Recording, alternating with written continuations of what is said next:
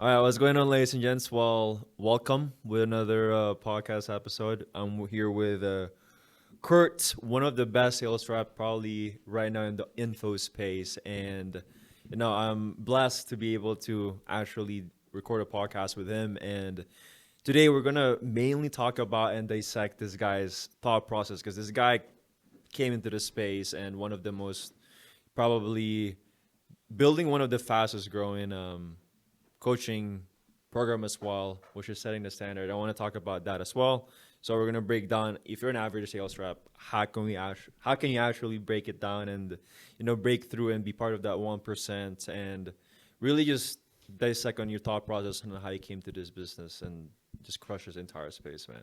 Welcome. Excited to have you here. And how is Vegas? Before we get started, bro, how is Vegas? There's a lot. A There's a lot. lot going on. A First lot. time in the States, but I actually love it. I've been meaning to come out to the States for a good period of time.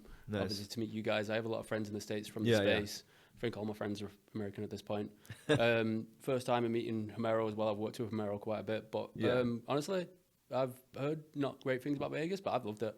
Love it so Yeah, far. I've loved That's every minute awesome. of it. Yeah, I've been here for the past 2 years, so it's been beautiful. Great connects. But I'm curious, bro. I mean, how did you even get where you're at now? And like, let's talk like, like how did you get into the high ticket sales? Let's start there. Like, I know people want that juice right in the get go. So How did I get into it? yeah, Um, well, I'd been followed. Are you aware of Money Twitter? What Money Twitter is? oh yeah, Yeah, so there's a big space on yeah. there, and I was just working at like a regular 9 to 5 for like 3-4 years, right? yeah, I followed a few people on there, but I was just your average person that was just looking around, doing nothing, and then just kind of hoping, praying, wishing that something would work out, yeah. right? Maybe trying a couple of business models, half-assing it, and then eventually hoping that would work out. And then I found high ticket sales. I've never sold a thing in my life. I couldn't even sell water to a dehydrated person, right? And then I found sales. I did a little bit of digging into it. I was looking at it, and then I'd watched a couple of videos on it, and then eventually I found an online program for it. Okay. So the price was pretty open about it. I never jumped on a sales call for it. I knew what the price was, and Yeah. then I quite honestly didn't have the money. Yeah. Right? No, I think this is where a lot of people go wrong. They complain about the lack of resources opposed to actually getting resourceful to the situation to be able to make it work. So what I eventually did is because I didn't have the money to go for the program, I think it was $6,000. Yeah. So I think a couple of people have heard this before, but like I went out and got a loan, right? But with that, Yep. now this is the difference between the people that will succeed and won't. Now, when I went to go and get that loan, I got rejected 19 times to not get the loan. Are you serious? Yeah, 19 times. So it took me weeks to get the loan. Now, what do you think a lot of people would do in that situation? They just give up. I mean, what was that thought? I guess like what was that motivation or your that keeps you going? Like I'm gonna make this work out. Like Well, why even try? there's a couple of things. So there's my beliefs Yeah. that I know that I can accomplish what I set my mind to. And then there's another thing, which is my mum, right? So a lot of people like to use the idea of they're comfortable with where they're at. They make okay money and everything's fine, Yeah. right? But when you look at the situation, I always ask this people, what's the definition of comfortability? It's a peace of mind, right? Yeah. You're in a situation where everything's at peace and you feel good with where you're at. But when you look at what you want to accomplish and what you know you can have in your life, do you have that right now? For a lot of people, they don't, right? They don't. So yeah. what about that situation is comfortable? Is it comfort or is it settling? Right? Yeah. So yeah. I was looking at my situation and I was asking myself, because I'm allowing myself to settle, there's other people in my life that are suffering because of it, and that main person was my mom. So my beliefs that I could accomplish much more and that I had to give my mum a better life, that served me more than the fear of actually not going for it than going for it, if that makes sense. No, that makes sense. And a lot of people are probably in that crossroad right now, and even if they're watching, right? There's maybe even people that got into sales or high ticket sales specifically because of that. But there are still people, even though like they've jumped that bridge, but they are still not getting the results. They're still not being able to provide for their family. Like, what was the difference that you felt like for you? Coming in here, crushing 10K, 15K months. I don't know exactly. What was your record month so far right now in As a closer, as a closer? 54K. 54K as a closer, right? Like, Yeah. but there's a lot of people in the space that doesn't get there. You know, like that. What was the separating factor that made you Was get there? my journey in the industry easy in the beginning? Absolutely not. So again, it comes down to that belief of I know I'm going to make it. Like your beliefs are so powerful. People don't understand that there's so many limitations that we can set on ourselves. But my belief was so strong that I will accomplish eventually, and I know there's something better out there for me. So Yeah. even in the beginning, when it wasn't going as smooth as I thought it would, Yeah. as you expect it to, you expect, oh, once I invest, it's going to go smooth. I'm going to make my first 10K month in the first month. Yeah. Yeah. So you'll get hit with reality. That's not how it's going to go. Yeah. It's not going to go Yeah. that way. But that's what will separate you from the people that actually are successful and not. So even when times weren't easy, I still carried on time and time and time again. And I think another bottleneck that people experience as well is, let's say they make 5K a month, 10K a month, right? Yeah. They see that as a success, whereas I saw it as an opportunity for me to improve. So I hit 10K a month. So I invested 6K, I got to 5K. I got to 5K, invested another 4.8K. Then I got to 11K. I got to 11K, I invested 18K. So you're constantly investing and reinventing yourself. Then Where's the I got to 30K, I invested 5K a month. So I say this in one of my own videos, but like every level that you get to, there is Yeah. literally always a new devil to face. And how do you constantly face it though? Because a lot of people might be facing it like, okay, I'm going through it again. Like, is this a prerequisite, right? Well, how do you keep being able to pick yourself back up, or not even pick yourself back up, but constantly reinvent yourself? Because that's, going through that cycle is always a constant change, right? And people around you, right? You're going to probably lose a lot of people as well. 100%. So What was the question again? eventually you reinventing yourself constantly, right? Like, why go through that? And when people are watching, like, why do you feel like what's the most common pitfalls people face when They're themselves, 100%. It's themselves. Every single time. Everybody is not, the only reason somebody is not where they want to be is because of themselves. It's exactly how I sell. I don't care how much money you make. I have objection handle people making 100 grand a month profit, and they're still in their own way. The ego is in their own way. Ego is a limitation that people set on themselves. So even for sales reps, they still set their own limitations on themselves. Fear of investing again, whatever it may be, fear of being comfortable, procrastination, whatever it may be. The only reason somebody is not where they want to be is because of their own internal selves. Even now, I still face my own internal limitations, but at least I'm self-aware enough of what I need to do to overcome them. And I think that's what a lot of people lack, especially the sales rep. They lack the self-awareness to be open and humble to say, I actually need more help to be able to get to the level that I want to. Wow. And there's probably a lot of people, oh yeah, like, I mean, I don't need another coaching program. Like, why do I need that? I probably learn Don't the do it same then. thing. Okay. If you feel like you don't do it, stay where you're at. I have guys that are making 20, 30 grand a month and they still come to me for help because they know there's something better out there for them. And there's a massive difference. So so there's a massive difference between a want and a desire, right? Now, when I say that, do you understand the difference? Because I use this on my calls all the time. What's the difference? So, for example, a want is so Lamborghini, for example. Yeah. I want a Lamborghini. Will I do everything that I need to do on a daily basis, overcome my fears, my limitations to get one? Not really, right? I'll probably do it when I've got money to throw at the wall. Now, a desire is my ability to help my mum and provide her a life where I can retire her and I have a complete life of freedom. Now, that's something that I will overcome my own fears, my limitations, and everything, the obstacles that are in my way. So when you truly understand the difference between what you want and what you desire, that's when you actually push for more. Because people that tell themselves that they're just okay and they're fine, that's because there's no desire there. They're just settling for okay. Like, that's fine. Stay that way. Like, That's true. I mean, like, when you're closing, is there like a specific way that you frame it? Because there's a bunch of people, they're like, oh, this is the best way to close, this is the best way, this and that, right? For you, what do you end up formulating, or how do you advise people with that? I advise people to take away a script, because if you're reading off a script, low key, you kind of, I'll leave that word out, but low key, it's just unnatural. And what I find is when people use a script, they end up just looking for the next question instead of listening to what the prospect's telling them. So the prospect will literally tell you what they want if you actually listen instead of looking for the next question. Yeah.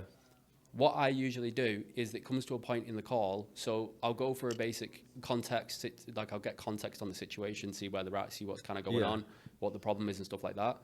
Then once it comes into like the solution awareness, where it's like what's kind of prevented, what have they tried, what's prevented them from actually having the success they want. One of my favorite questions that I always use in my sales call, the person you want to be and what you want to accomplish in your life, why hasn't this happened yet? Now, I ask it in that tone where it's yet. Why haven't we accomplished this yet? Let's look at it together, right? Because when you say let's look at it together, that's like collaborative. When I ask that question, what I'll usually get is a limitation. Because they'll give me an excuse or they'll give me some sort of internal limitation. And that's when I get people, once you have a limitation, cooked. I already know I've cooked you on this call. You're going nowhere. And then you pin them down on that specific. That's whole limitation. The limitation. The whole limitation is what I sell on at that point. Wow. I got you. And a lot of people know that, but like they don't know how to execute it if they're going into a sales call, right? Like how do you, is there like a specific reason why do you feel like people, because they probably, I'm sure people have heard some tactics, but they don't use it, or you think it's comes to the belief, or what's the reasoning behind it? One is they don't have the right training, which is why I'm here. But another thing is people are very selfish. What I say selfish is they become hesitant to ask the question that they know they should ask. Now, those are usually uncomfortable questions that they feel like the prospect is going to get upset around. Right? But then when you get hesitant on asking that question, who are you doing that because of? Why are you not asking the question, who are you doing that for? Are you doing it for you or the prospect? They're doing it for them. The closer's doing it for them because they're too scared that they'll lose the deal and they're focusing too much on the commission as opposed to what the person needs to hear to hold up the mirror so they can actually see the true realization of their situation. Yeah, I heard there's this saying, I don't know who said it specifically, but the commission breath. You heard of it? Like, it stinks. It's terrible. It's terrible, right? How do you differentiate that? For example, for you, you're starting off, right? You took out a loan to specifically get into this online space to make money. And you got your first role, and you're like, shit, like, I don't know how your expenses were like, but oh, it was tight, terrible. Like it was real bad. How do you separate still yourself when you know you're in a financial situation where like shit, like I need to make something work out, but at the same time to still have the abundance mindset? It's a tough situation to be in. Like I remember when I got the loan, I still had a job, but a week into the loan, I actually got fired from my job, so money was real tight. I think I had like £1,000 left to my name, and I had bills to pay, and I'd only just enrolled to a closing course. I had no sales experience whatsoever. I literally just packed a calendar and said, whatever I need to do to make money, somebody's got my money, I'm going to go and get it. So that was just my thought process. Yes, now you will be a little bit attached in the beginning. That's just something you have to break eventually by making money. But once you become detached from the sale, like, holy, is it so much easier? I think that's when you can slap them around and really just like not even slap, because I used to be that way. I used to be the slappy happy guy. Fair. But my main intention all the time is to help. Genuinely, that is always my main intention on a sales call. I love that. And then how do you separate yourself? Because I feel like there's this differences I've been observing recently. It's like beginners, script, framework, and the next stage is like they have this ego, confidence because they hit the first 10K month, 15K months. Well, the people at 50K months or like 100K month commissions, right, just strictly closing, they have a different principles when it comes to closing, right? So for you, how did you ascend, I suppose, on that next stage where people get stuck at, because... I suppose elaborate on the question just so I can actually make sure I answer it correctly. Yeah, fair. So what's the difference between that 10K months to going from someone struggling, hitting the 10K months, them having a lot of ego, and then now you're generally caring about helping someone out, right? Like, how did you break that belief previously? For example, you were like, okay, well, I'm a bit more slap people around, but now you're like, okay, I generally want to help people out, right? I invested, so that was down to that was a skill, not a skill issue, but it was down to a coaching issue. Mm-hmm. Truly, like, because it is about the skills, like getting to 10K. Sometimes it's the vehicle, but a lot of the time it comes down to the skills. Mm-hmm. Because, for example, you can complain about the vehicle. I see a lot of closers complain about the vehicle. Yeah. An offer that I was on with Homero at one point, when I first started out on the offer, they were doing 50 grand cash collected between two closers. Yeah. I jumped onto that offer and I collected 260K in my first month. So you can complain about the vehicle because it's only doing 50 grand a month. Yeah. But if you're also good enough, you make the offer, Yeah. right? But the transition that I made from slapping people to helping people was just a coaching difference. I got you. That's working with someone specific that was really good. That's fair. And what were you doing when you came into that offer specifically, doing 50K a month and then collecting 250K? What do you month? mean? Your first one. What were you doing to actually? Were you just taking more calls, or were you doing? What was the groundwork? I was on so I made a pretty rough decision at that point. So I was on an offer, a big account in the e-com space, like a really, really big account. Yeah. I was doing about 20K a month. Yeah. But because it was only a specific price point, I was pretty capped. Yeah. That's fair. So that was like, there's something more for me and I know I can do better. I have the skills. It's just I need something that's a higher price point. So I jumped onto it. Wasn't more calls. Like I was taking like I don't take more than 6 calls. Now I wouldn't never take more than 3 calls a day ever.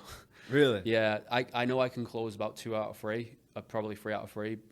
But like I would never take more than that now. I can explain further why I do that as well. But it's like when I jumped on that off car, I was only taking 5-6 calls a day. But I was so much better than the other closers, and my confidence was absolutely through the roof.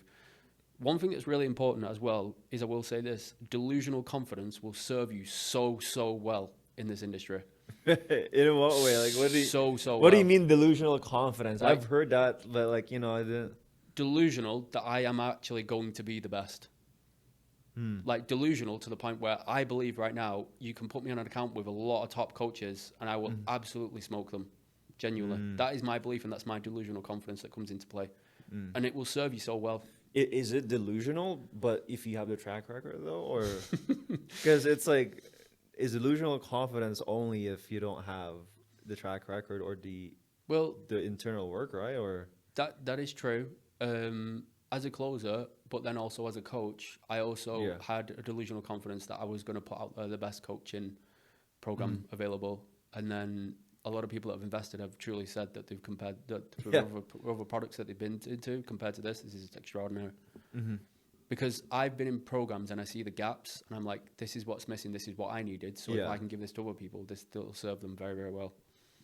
I gotcha. And I want to go back a little bit because I think we've been touching point a lot about belief, identity, and then just that confidence within yourself. How did you nurture that and build that within yourself? Because a lot of people knows it. They've probably seen some Instagram reels about, you know, write a list, write a goal, and have an identity vision board and all these things. But for you specifically, what did you do to actually have that belief within yourself to hop on those calls and be able to help those people out? I'll say this time and time again. Like, it's such a little thing, but going to the gym, honestly, you build so many traits that transition into business just from going to the gym. Like the idea of delayed gratification, because you can't just walk into a gym and expect a 6-pack in the first month. Yeah. You can't expect biceps within the first 2 months. You just can't expect that. It's the same thing in business. The discipline that it took for me to just show up every day, even on the days that I didn't want to go. Yeah. The diet that I had to stick to, even though I was starving and I was hungry and I had to go do 45 minutes on the Stairmaster every day. That's not an easy thing to do. Yeah. So all those traits that I had from just going to the gym before I even stepped in sales, they are just transitioned straight into sales. So my identity, my actions of who I was and who I wanted to become, they were already in place. It was just a case of making it a reality. Can you expand on that, like making it more of a reality? Because a lot of people might, okay, like what does that? So it's like you have a vision of what you want to become, right? So look at it this way. For an overweight person, right, they have a broken decision-making process. Bad diet, bad workouts, bad day-to-day activities, right? Yeah. It's not until you have a vision of what you want to accomplish. So if they want to shred down and get into a six-pack, Yeah. it's not until they have that vision and then they take the actions of that person, of that mentality of an in-shape person, can they become that person. So for me, I had a vision of what I wanted to accomplish by being in sales. But it's not until I took the actions of investing and overcoming my fears and putting the work in for a year straight, 6 months to a year straight, could I actually become that person. So it's not until you embody the actions and the decisions and the behaviors of who you want to become, can you make that a reality.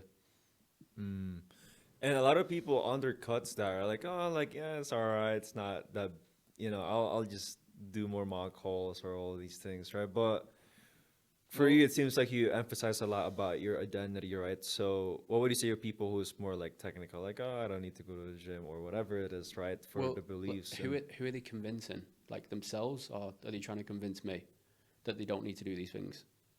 Like, who are they trying to convince? Ultimately themselves, right? Well, that's like, it's fine. Like, if you look at Kobe Bryant, he wanted to be the best. Yeah. Do you think he concerned himself with people that just wanted to settle and be okay? Like, it's to me, when people tell me, oh, I just need to do more mock calls, but I never did a mock call. I never did a role play. I didn't do. It's a waste. It's not a waste of time. They are useful, but it's also like, why would I waste my energy on fake role play when my main focus is to be able to make a lot of money? I'm focusing on the wrong things. It's like mental masturbation, right? That's exactly what it is. A lot of people will, like, when people look around on YouTube, like, what business model should I do? Should I do this? Income. It's just that. It's literally just that. And they don't do themselves any justice, because the longer they delay a situation like that, the longer they delay a decision like that, all that happens is they lower the trust and the confidence in themselves to actually take the decision. And a lot of people are stuck there, and Dangerous. how did you get out of it though? I'm sure was there a point you were in that route of like, as I could confess too, like I was in like 100%. a point of mental masturbation. I remember when trying to get into the business realm, like a bunch of YouTube videos watching, right? So when did you make that pivot? And a lot of people maybe are watching this right now where they're trying to pick, a business model, or maybe they're heavily in sales already, but having that, maybe I should go to this because it's more lucrative, or they're just not getting the results, or maybe it's the vehicle, right? Just getting all of these. Instead of saying it's not lucrative, how about saying, how can I make this work? How can I take responsibility for my actions and my own decisions and actually make it work? Like, I could have sat back and said, oh, maybe high ticket sales won't last that long. Instead, I took responsibility for my position and said, it's on me to make it work. It's nobody else. And I think that's what they end up doing. They end up looking around for so long, 'cause it's like, this is somebody else's responsibility to get me to where I want to go. Yeah. People jump on multiple sales calls because I want to make sure it's the right fit for me. Make it the right fit. What's wrong with you? Like, you're just wasting your own time, your own energy. Like, I don't know how much longer you think you've got left on this earth, but I know I don't have enough time to be messing around. That is true. I feel like the urgency is so important, right? And that, I've never get that. Like, for me, like, I went from trying everything myself, and I'm like, okay, well, like, there's got to be more efficient way to do this, right? Like, and then that's when I started hiring coaches and spending money. I thought it was logical at first to do that. Yep. I thought it was the most rational way to do is like, okay, spend money to acquire the knowledge and speed up the time. But I'm sure you probably noticed now 90% of people, that's not the average thought process. No, but at least in your situation, you actually tried something, you actually give it a shot, and you come to the point where you realize like coaching's probably the next point. Most people don't even try. Yeah. So that's important true. enough that you actually went out your own way to give it a shot, and then kind of come to the realization, okay, I probably need a coach to take it to the next level. Like, most people don't even do that. Such a shame. Yeah. And I think that's one of the things. Do you feel like it has to do with their environment, Environment's or a big one. Environment is a big one. The reason I say that is because I'm from the UK, and I don't know if you've ever been to the UK. I just heard people get stabbed there once or twice a day, From if you wear a nice watch, that's the only thing I hear about UK. Don't ever go to the UK. But anyway, problem is with the UK, everyone's very limited, and they try to pass on their limitations onto you. Right? They don't like the idea of somebody accomplishing much more. They'll tell you reasons why it won't work, why you shouldn't do it, why it's a scam, all these kind of beliefs, and the UK is a very broken environment, and it's why I never ever spend time there at all. Your environment is massive, because the reason I travel a lot as well is because it expands my mind to new opportunities and what other things I can accomplish in my life. Do you know what I mean? Because it's like I like the idea of coming to America because there's so much opportunity out here. You guys just love spending money. It's so fucking cool. Credit card this, credit card that. Yep. The problem is with the UK. You go to the UK, you speak to somebody on the UK on a sales call, like, oh, Jesus Christ, you're a nightmare. But it's just because they're so broken mentally. It's half the time it's not their fault. It's just the environment they're surrounded by, right? Because the longer you spend in a bad environment, the more you become molded by it. How did he get out of that? I mean, like, it sounds like I know, like, it seems like it's very corporated too, you know, like climb the ladder and that crab mentality, right? So how did he get out of that environment even, or was there like a pattern interrupt that you experienced in your life that I was like, okay, was there like a role model, you know, that got you out of there, or? Nobody. I had no one. It was a very lonely journey because I knew nobody. It was only me doing it. I think the biggest thing that allowed me to understand without having the money of what you can accomplish is the fact that I had access to money Twitter.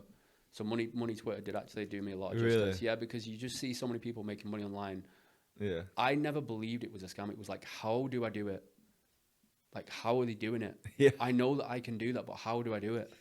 Yeah. Do you know what I mean? So I was exposed to that pretty early on. It took me far too long. One thing now, which is why I slam people down so much on like, just do the thing. Yeah. Because it's one regret that I had. I wish I would have just started soon instead of just delaying. I call it a disease of delay.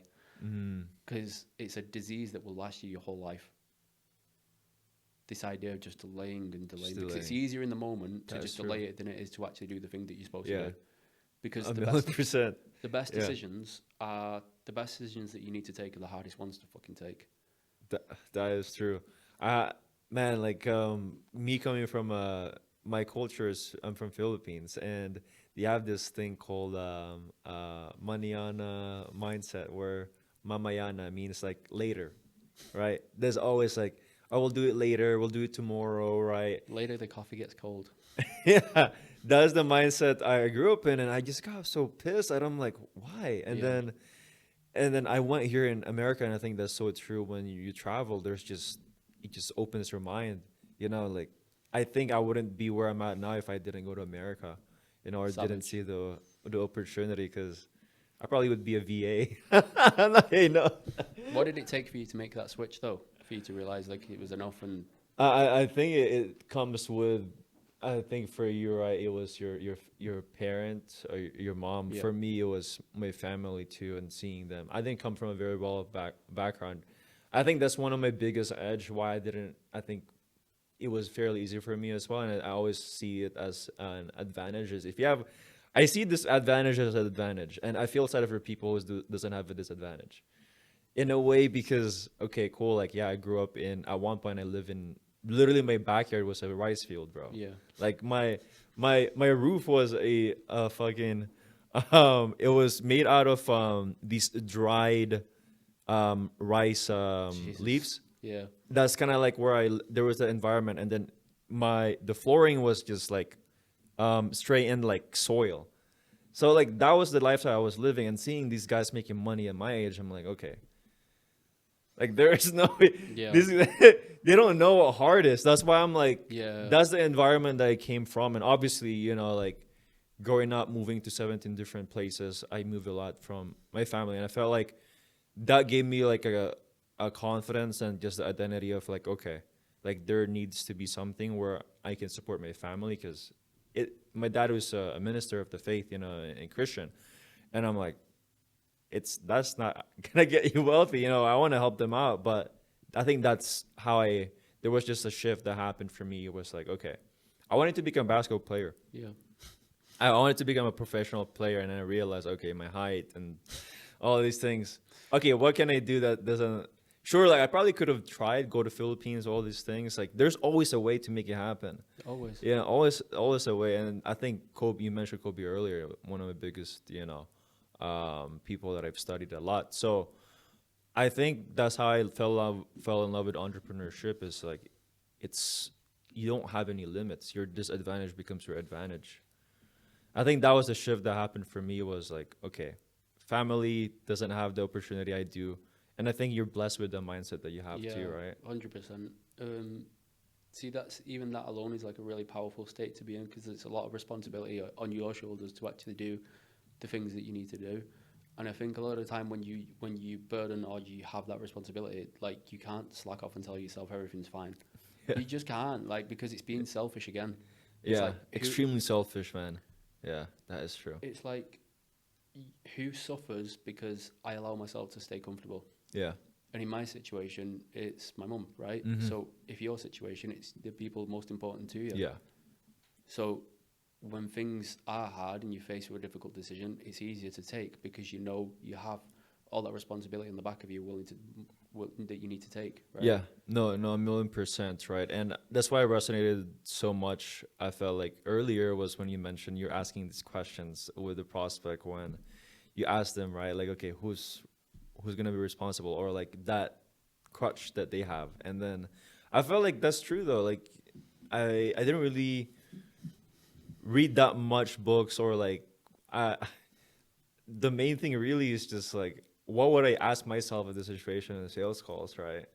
And I felt like that translated somewhat decent, not too bad. But I I want to go back a little bit and ask you, because you mentioned something earlier that caught my attention, which is you only take 6 calls per day, or like Free, maximum, right? free for a day. 3 to 4 a day. Why? And a lot of there's this mindset in sales where take 10 calls a day and grind and 12 calls a day, right? Well, for you, why 3 to 4 calls a day? I think it's important in the first 6 months to take 10 to 12. I think Fair. it's extremely important because for the first 6 months, like Camaro would probably know this, Yeah. because I was working in the UK. I used to work from like 4 p.m. UK time because that was typically, I think it was 3 p.m. UK time because that was like 9 a.m. Eastern. Yeah. And I used to work up until 4 a.m. in the morning, Okay. like just savage. Because it was just like the more calls I can take, instead of wasting time doing stupid stuff, Mm-hmm. the more calls I can take, the more experience and the faster I can learn of what needs to be said and what doesn't need to be said on a sales call. Yeah. Right now, the way I sell now, just getting back to that a moment, it is so important to take your first 10 to 12 calls a day when you're starting out, because I promise you now that will ramp up your process. It will ramp up your success so much quicker, 100%. so much quicker, and you'll cut so many curves and you'll make a ton of money. Yeah. Like you'll make a ton of 10, 12 calls a day if you're getting free $500-$600 commission. Jesus Christ. Yeah. But now I only take 3 to 4 calls a day because the amount of energy and time that I would put into a prospect on one call is absolutely ridiculous, to the point where I just won't get objections. Mm-hmm. Like my calls are so good. Like I don't mean that in a way like they're so good for the prospect. Like they're so empowering and they're so Mm-hmm. life changing for the prospect, because my whole idea on a sales call now is whether you buy today or not, you are leaving with some type of value in this Yeah. conversation. And a lot of the time, what salespeople miss is people are buying you, your ability to push through fear, your actions, and all these beliefs that you have. So you have to question yourself: am I a person that's worth buying into?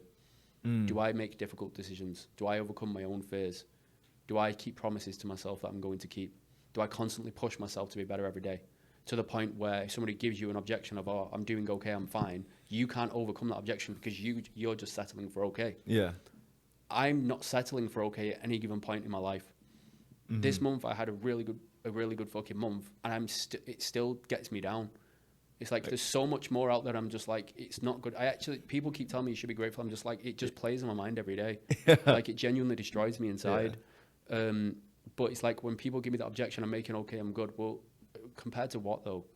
Like Exactly. There's venture capitalists that are making billions of dollars, yeah, transactions. So it's like, in what comparison, right? it's like how long have you been trying to defend yourself, convince yourself with that situation, so that you don't have to make a decision that you know you should have made a year ago? Wow. I guess for you though, like what is there an end, or what's the main uh race that you're racing right now? Like what's the goal, or like what's the main anchor that you're trying to accomplish? I'm sure it's probably not money, but like what's The coaching side of things, I really want to set that to a really high level, and provide some of the best reps available. That would film that. I stand really proud on some of my reps that are in my program right now, like really proud, Mhm. because the people that have invested before and they're making good money, they could have just said to themselves, you know, I'm okay and I'll just carry on. But they don't. They invest in me because they know they can still get better and they can still learn more. So I stand proud on all of the reps that are in my program. They're such killers. I love every single one of them. But I just want to keep that level of standard. I want people to look at me and be like, this guy has a really solid program and, you know, high referrals. Yeah. The end goal is just put it bluntly, like, fuck you money. Like, What's fuck your money for you though? to the point. So people say there's a number on it. There isn't a number on it. There's a moment where I know that I don't have to wake up and worry about another dollar. Yeah. There's a moment where I know that my mum never has to worry about a single thing. If she needs it, I've got it. Mm-hmm. Do you know what I mean? To that point where I know that everybody in my life is fulfilled, and Yeah. I can feel like a level of peace. Now that may never come, but I promise you now I'll keep chasing it. Yeah, and I don't know if we can put this on camera, but I know back of the camera, like we were talking a little bit, that you're coaching right now a company, right? And how did you get into that? And then like, are you planning to expand that coaching for these big companies, or what's the idea with this now? So why did I do it? Because a lot of people were asking me for coaching, but I also knew there was a lack of, what's the best word? Fulfillment, care, maybe care, like genuine care to be able to help these people. Yeah. I was looking at other people in the space and then how they were coaching people, and I was like, there's a lack of like there's a lack of genuine care to Yeah. the person. Do you know what I mean? When people come to me, I literally text them all the time and making sure, hey, you okay? Everything good? You need help with this? When you need help with that, I always make sure my guys are on offers. Yeah. Because I genuinely make sure that I know what it's like to be as a rep and when it's tough, right? And Yeah. I've been through that, so they don't have to. So Yeah. that's what I want, and I think I'm going to grow it to the point where I'll be able to separate to advanced to like beginners to advanced. But that the main purpose is just to provide good quality reps and just make sure everyone makes the most of the money and makes the money they want to.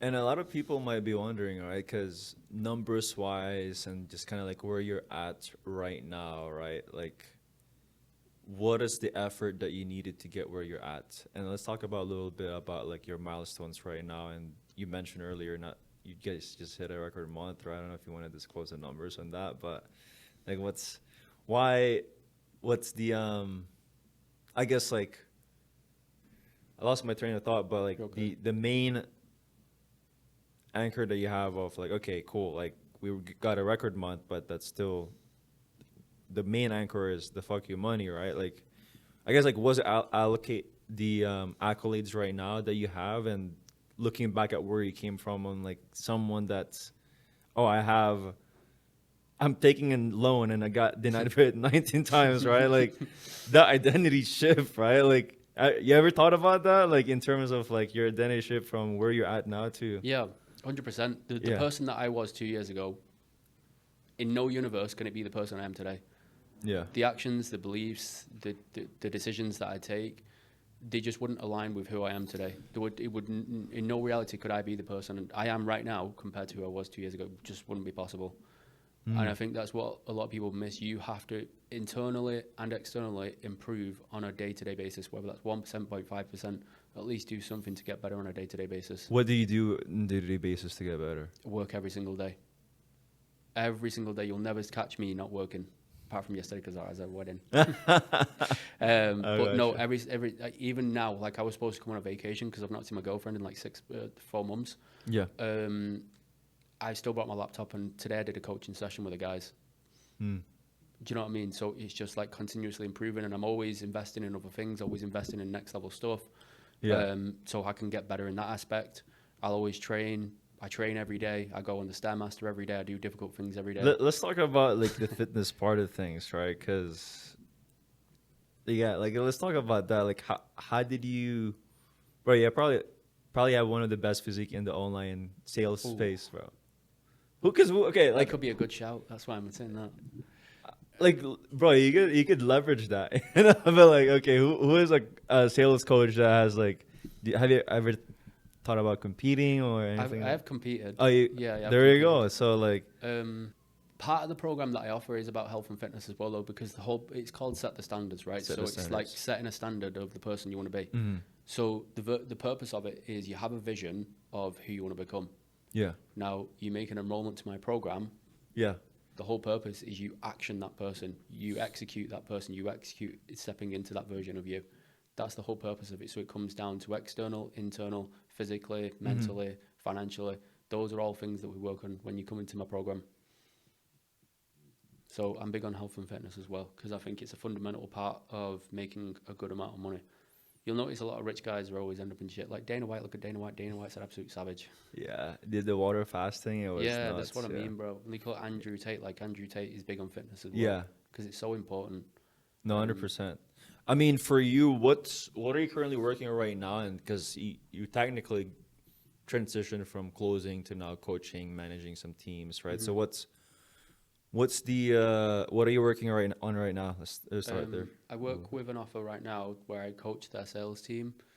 They have a really, really good account. There's just a bottleneck with the closers right now, but we've improved that a lot. I'll still take the sales calls here and there for them, but then I also do the coaching on the side as well.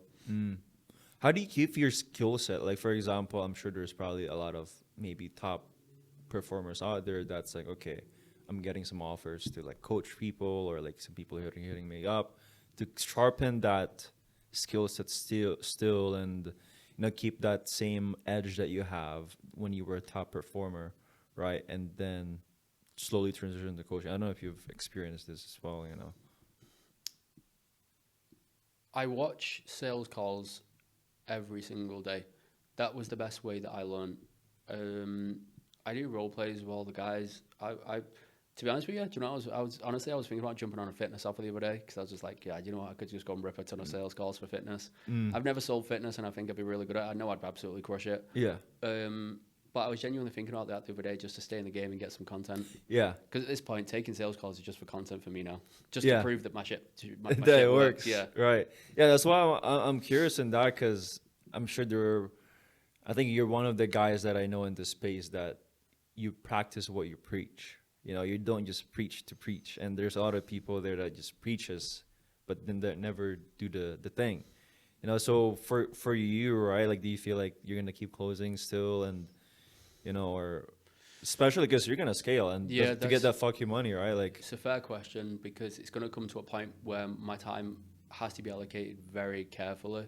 And sales calls is not going to be the best move at that point. Because if I'm enrolling more people and I'm helping more people and having that time allocated towards them, me separating that towards sales calls, it won't be worth the money and it just won't be worth the time to be able to help people. So it's a fair question. I'll always do my best to make sure I'm still top performing and always improving so I can actually give the guys what they need to improve. But I think my detachment, because to be honest, do you know what it is, right? People think you lose a skill set. yeah. Do you know what sales really is? It's your beliefs. I'm $1,000,000,000, man. Yeah. Like, there's true. no way for me to sharpen my axe because my beliefs are so powerful now. It doesn't matter what you tell me, I'll just overcome it. Yeah. Do you know what I mean? It's like, I understand the purpose of why we ask specific things at this point. So now it all comes down to my beliefs. So I don't think I'll ever lose that edge. That's a fair point. I got you. And right now, right, like you're building this up, right? And for the people out there that's maybe like, okay, what they're still a bit lost or maybe they're struggling, right? Like what would you tell them? Or like if you were in that situation, right? Like how would you advise them? Like if someone hops on a sales call with you, right? Because That'd be a bad idea. it would be, I think it's a good idea so they can actually change their life. That's true. If you're scared, it's a bad idea. Yeah, yeah, that's Um, fair. What are the common limiting beliefs that people have? Let's just talk about that. Like common limiting beliefs that people have that constantly face. it's all just fear. Fear. Yeah. The so you have like laziness, you have ego, you have procrastination, you Mm. have time, you have money. Um, I suppose money's not really fair. So let's just look at procrastination, laziness, and Uh-huh. doubt, self doubt. Let's look at ego. Let's look at time, stuff like that, Yeah. or delaying. These are all fair limitations because it's like they know they need to do something, but they're pushing it off out of fear of something. Yeah. Right? There's a couple of ways it can go, but there is always a fear of something, which is why they delay it. Mm-hmm. Now, I suppose money can tie into it, but money, the limitation of where they set money is a limitation on themselves. It's always like, is it a lack of resources? Is it a lack of, or is it a lack of willingness to be resourceful? That's true. I mean, if you're in a first world country, it's all resources is there. It's abundant.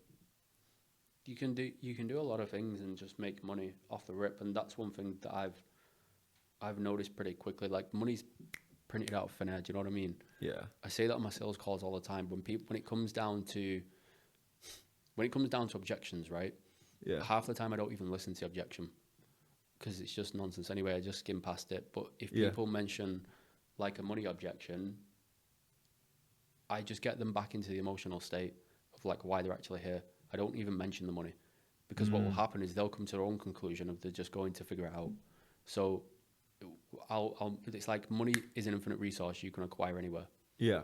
Anywhere. If you really wanted it that bad, you can go and acquire it anywhere. So instead of focusing, so it's like which version of you is in a better position? The version of you that focuses on the lack of what you can't do, or sells yourself on the things you can't do, or the version of you that has the willingness to be resourceful and start telling yourself what you can do. Which version of you is in a better position? So it's obviously the one that's willingness to be resourceful. Mm-hmm. So when it comes down to money objections and stuff like that, I just get them bought into that idea. I get them back into the emotion, and they just come to their own conclusion. People focus on word tracks. How about just fucking speak to the fucking person? Jesus Christ! Stop Yeah, being- it's interesting. Like the common practices that's accepted in the space is like, oh, use this best framework to close the deal or handle the objection, right? But you mentioned a couple times now about listening, right? And I think after for personally like training up a bunch of sales reps too, it's like no one listens. So do you train that or like? For me, it was common sense. Okay, just listen to the prospect. It's a conversation. But to be fair, too, when I was starting off, it's like I wasn't listening too. And I'm sure I'm probably still like So for you. Like, how did you train that? Did you train it actively, or was it just like an inept skills that you ended up starting off so with? Or one thing that Kyle Sode said to me was listen to the words that they choose to use. mm, So what he means by that is when they use the words, does the words that they choose to use, did they support who they want to become, or do they put roadblocks in the way? Right? mm, And then that's really powerful because I always think back to a sales call that I had with a guy. He was really positive. He was really negative throughout the full call, right? A lot of internal blockages. And then we kind of went through it until I pitched him, and then we broke this, and he just come to his own conclusion of like reframing his own language towards the pitch. yeah, Then as soon as I wrapped up the pitch and I went for the close and we'd done the price, the best investment, stuff like that, mm-hmm. he gave me some really bad language, and I was like, whoa, hang on, that's not the person that I've just been speaking to for the past 30 minutes. If I wouldn't have listened to that negative language that he just chose to use, Yeah, that would have led to me having to objection handle him for like nearly an hour just to get out of his own way, because he's been in his own way for like a good amount of years. yeah, Do you know what I mean? Because I was able to listen out to that specific word, we went straight into it, and I just completely tried to understand where that even came from. And it just came from a whole backstory of his dad telling him what he couldn't do his whole life. And it was his dad creeping back in. And I literally just sold him on being proud for his dad, setting a better example for his dad, like showing his dad there was a better way, proving his dad wrong. I literally just sold him on that because of one word that he mentioned. Wow. It's not even about, like money. It was just like this straight up, just like the person itself, right? he was about to get in his own way again. Yeah. It's so much easier Even when you though, start. like, after that entire full Yeah, conversation at the end. I don't even half the time I don't call it objection handling. Yeah. I just do a second discovery. Yeah. That's fair. I just do a Yeah, second discovery. I watched this. I don't know if you've heard about WeWork or Adam Newman. So I've been looking a lot into like how founders or all of these big billion-dollar companies get started, right? And this guy straight up flew to a uh, a investors conference in India because he knew someone's gonna be there, and pretty much is the founder of SoftBank, Masayoshi Son, billion-dollar investor, and then because they're losing money. And I'm gonna connect this a little bit on what you just mentioned, right? And even because there's B2C, B2B, a lot of people like, is it different, right? And then this guy looked at all of his, okay, what's the story of Masayoshi, this billion-dollar individual that invests into a bunch of tech startups, right? And then he flew there same night. He found out, and then he practically went up the stage and then positioned his speech. Doesn't care who was speaking, but directly to that individual, and he was able to secure the funding for I believe it was a 4.4 billion funding for from that thing. And I'm like connecting to that, right? It's like it's no different, it's kind of crazy that you can just overcome the person, wanting to understand them, right? Pin that to them, and then you get win-win for both party. People aren't on your call for a program. Well, they are clearly, but they're here because there's Yeah. something more for them. Uh, They're here for themselves. yeah. I always hear sales reps talking about themselves and this and that. I think, to be fair though, saying that, I think it's personal stories are really powerful, Mhm. but I think a lot of sales reps talk about the wrong things. So when they do like half-assed Yeah. bullshit report about, Yeah. hey, I'm from here, like he doesn't care. He isn't here because he wants to know where you're from. Yeah. But I think personal stories are really powerful because people are buying into you, right? Mhm. All your abilities towards Yeah. everything, and they want to know are you a person worth buying into. Right. So if you've got like your personal story, for example, Yeah. if you tell people that, they'll buy into that. So because it's such a powerful story, Uh. they will buy into that. People buy into my story all the time because it's Mhm. like they know that you've gone through it, and a lot of the time when it's fear just it creates hypothetical situations that never even come. That never Yeah, even it's not exist. even real. It's Yeah, just it's crazy. yeah. It's like I use this analogy all the time. But if you before you started driving, Mhm. if you create all these hypotheticals of what's going to happen on the freeway, so you never step in the car, guess what's going to happen? You're going to go nowhere. Yeah. But fear's a funny one, and I think it gets the better of all of us. Yeah. No, 100%, man. And again, I know we're probably running in time a little bit here, but I guess like for a couple more questions is for you right now, right? Like you're coaching and you're Yep. transitioning into this space and industry, right? Like what's the next step for you to reinvent yourself? Like have you thought about that, or what do you feel like is the next step for you? I have to dig deep for that one.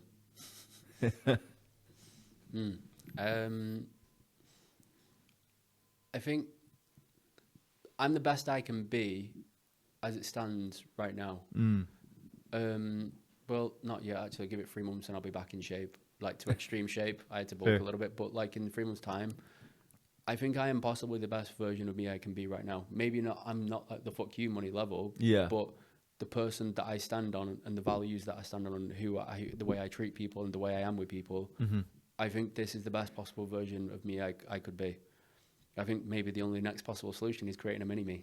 I love that. Yeah, I think that's the confidence speaking right there, right? And man, it's interesting because like a lot of people, I don't know if you've noticed, but there's this pitfall too when you make a lot of money where a lot of people starts kind of like just fucking around. I ended up closing for and managing some sales reps for this specific individual. I can't drop any names, but making shit ton of money, like 300, 400K a month, very young, and then eventually just kind of like nowhere to be seen, right? And I'm like,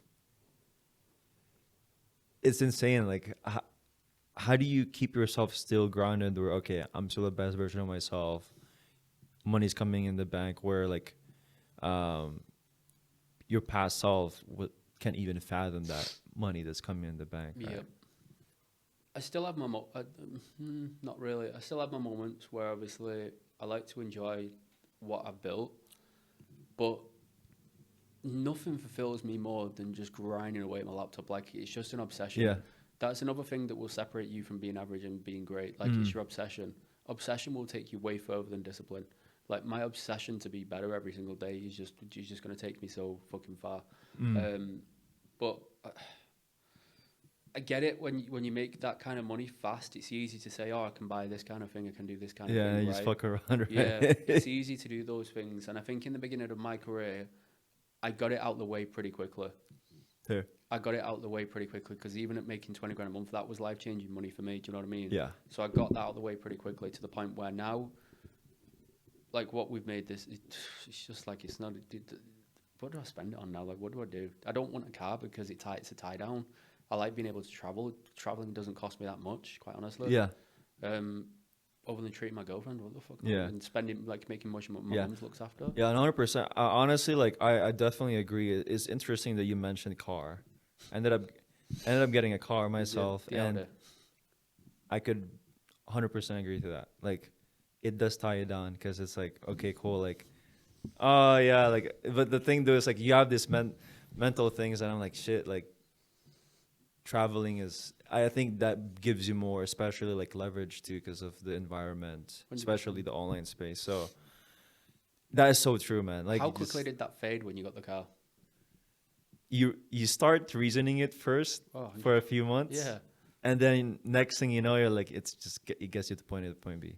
It's nothing different. I think I try my best to reason it out for 6 months straight, and then I'm like, fuck, man, and I'm like, I wish I would have just traveled a little bit more, because that's what made me who I am, and that's what kind of like the identity that I created too was like, bro, like going to Philippines, going to a different country, Singapore, Yep.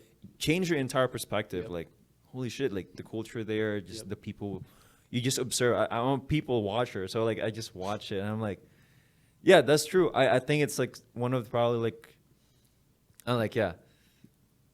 And then I acknowledge it as like, shit, like I should have probably done it. Something a bit different, because like it does die out, because I think I'd be transparent too. Like I think eventually, somewhere along the lines, I felt like I started with like a purpose, and eventually, I ended up, instead of fulfilling that purpose, I started trying to prove other people, and I think that's the pitfall I ended up getting to, that I just acknowledge, which I had this entire thing last year where like, okay, I need to lock back in, and Yeah. I don't. Okay, like I'm very transparent when it comes to my content. That's what I post about too. But like, yeah, that's one of the things that I'm like, shit, yeah, like that's one of the biggest mistake as this entrepreneurship Yeah. journey. You know? That's fair. Yeah. I think it's something you have to go through though to experience like the feeling you had behind it, so you don't do it again. Because I think you Yeah. have to experience that first.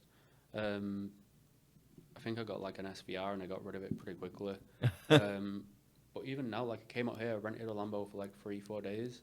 And there's no, I don't think there's anything wrong with that. There's no tie down to it. I still get to experience what it's like. It's not all it's made up to be, but it's like I still get to experience and have fun in the Lambo. It's not mine, Mhm. but it's style, so I don't have to travel. I don't have to leave it anywhere behind with me. Yeah. Worry about the expenses. Sweet, I got to ride. Yes, I rented a Lambo. Get over it.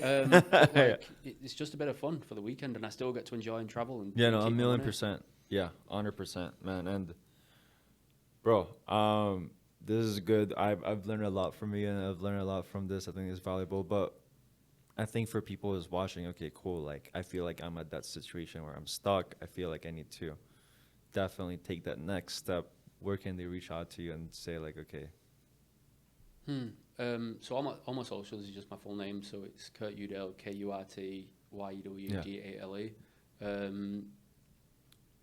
You have some really good content yourself. I mean, they should just take your advice simple enough. Like your advice is solid. You've been through a good amount of experiences to be able to come out on the other side. yeah, Like you've made dumb choices, you've made smart it's choices. stupid. A lot of stupid choices, you know, right? man. But But we're supposed to make them.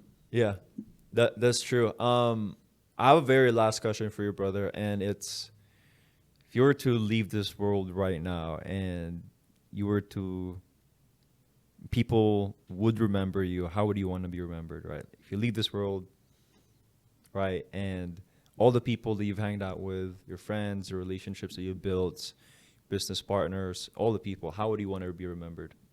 As a person that would go all the way for somebody. All the fucking way. Like, if you ever needed anything, he would go all the way. The guy that put in the grind every single day and would go all the way just to make sure you were okay. Mm. The guy that actually give a shit. I love That's that. We need more people like that in the world, man.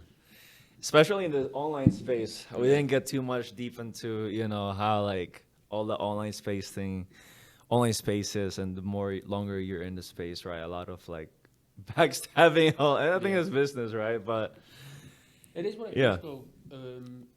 I've experienced backstabbing myself. It is what it is. You either hold on to it or you get over it. yeah, the 100%, right? But brother, appreciate your time, man. Pleasure.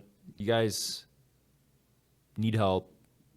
The description. We want to reach out to Kurt. It's gonna be in the description below. But unless you don't like the idea of more money, that's also yeah, 1,000,000%. If you guys are in sales and you guys are not in that 50K a month range, like this is your man right here. And I know you're just coming up with some content right now too, right? You're starting to carry out some content, right? So definitely check out his stuff. Instagram. Where do you feel like they should get redirected if they're like, I want to speak to Kurt directly or whatever my it is? Instagram's probably the best place, but Yeah. honestly, if you watch my YouTube, you'll find a lot of value in that and a lot of help in that. I think you'll learn a lot from if you go to my YouTube, and it'll probably help you a lot. Yeah. So feel free to shoot over. Yeah. Take a visit.